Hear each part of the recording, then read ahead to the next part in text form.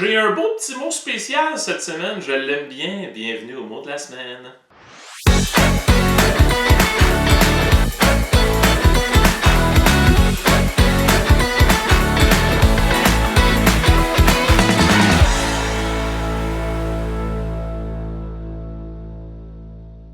Ouais, je l'aime mon mot parce que ça a rapport aux arts, mais c'est un mot en anglais mais qu'on utilise aussi en français parce que ça se traduit plus ou moins bien.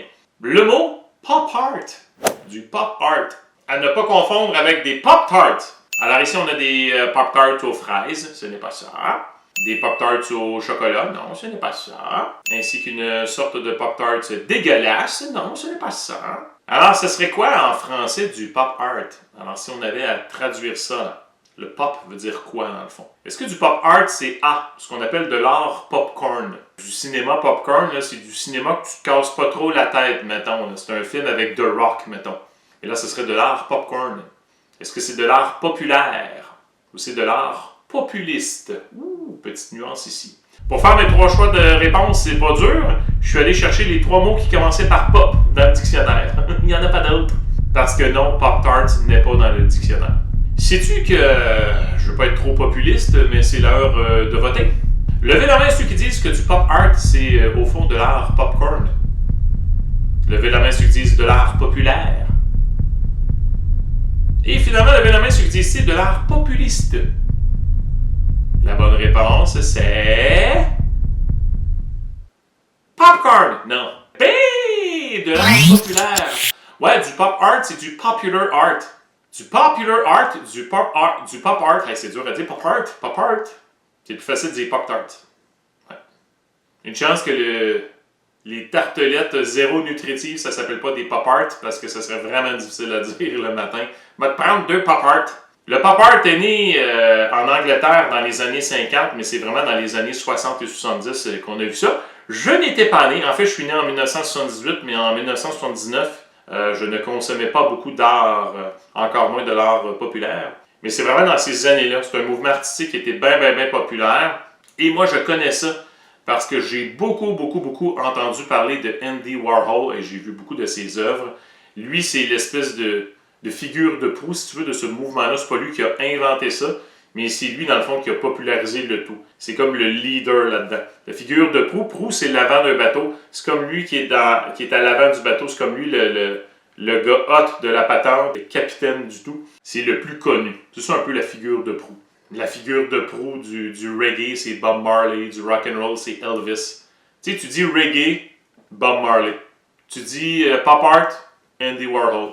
Il y a des œuvres d'Andy Warhol que tu connais sans le savoir. Je vais te montrer ces 4 œuvres les plus populaires. Je suis sûr que là-dessus, tu en as déjà vu au moins 2. Le pop art, ce qui est drôle, c'est que c'est de l'art qui est fait avec des éléments du quotidien. Là. Son œuvre la plus connue, c'est celle de la soupe Campbell. Je te la montre. Tu vas dire, c'est donc niaiseux ça. C'est comme l'étiquette d'une soupe en canne. Oui, c'est ça. Il en a fait une œuvre. C'est quand même très original.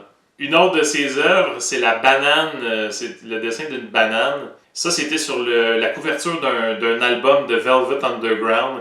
Le chanteur de ce groupe-là, c'était Lou Reed. Je connais cette pochette-là, je l'ai vue souvent. Là, il y a juste les vieux profs qui vont comprendre. Là.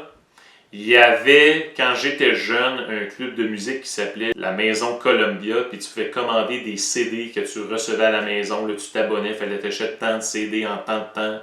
Et puis, tu recevais des disques gratuits quand tu t'abonnais, bref. Et tu recevais chaque mois un catalogue. Puis ça, c'était bien excitant. Tu recevais ton catalogue et tu faisais des choix. Et je me souviens très bien que l'album de la banane était dans le club Columbia, dans le catalogue du club Columbia. Et Andy Warhol a produit aussi cet album-là. Donc, c'est un artiste qui faisait beaucoup de choses. Il faisait pas juste des œuvres. Il a travaillé aussi dans le monde de la musique. Un petit génie, le monsieur. Il y a ce fameux cadre de Marilyn Monroe. Ça celle-là, d'après moi, tu l'as déjà vu. C'est une belle œuvre. Et finalement, à peu près le même principe, mais cette fois-ci de Mao Zedong, l'ancien dictateur de Chine.